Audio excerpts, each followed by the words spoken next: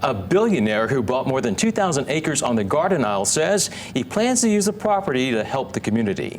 Frank Vandersloot is the founder of Melaleuca, a nutritional supplements company. He spoke publicly today about his plans for his new property. KITV4's Ali Duklo reports.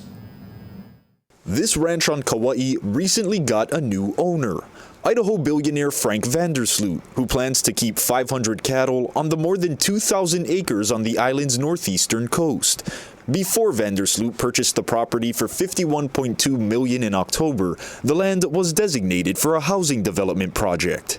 If you know Kauai well, traffic is bad, and it's just going to make traffic worse. It's not, out on this farm ground is not where I think you ought to be developing subdivisions. Vandersloot is also the owner of Hawaii's two main meat processing plants. He hopes to eventually handle 35 to 40% of Hawaii's meat. We send 80% of all the cattle, baby calves that are born in Hawaii, we send them to the mainland.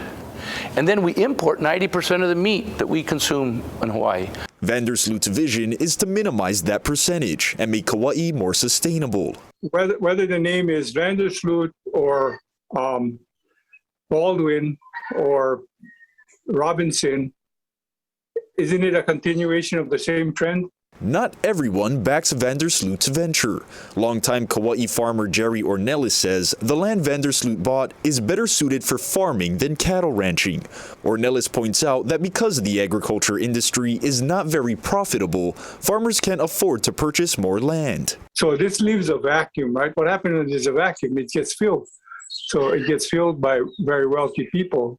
And like I said, this trend has been going on for a long time. On the other hand, Kauai County Council member Mason Chalk commends Vandersloot's efforts to make the island more self-reliant. If we can process our own and finish our own cattle here, we're going to lessen the cost, because every time we put cattle on a ship and ship it out, it comes back much more expensive for our own cattle. In addition to the 2,000 plus acres Vandersloot recently purchased, he also owns the historic 102-acre Valley House estate in Kealia, which he bought for $14.3 million back in 2016. Ali Duklo, KITV4,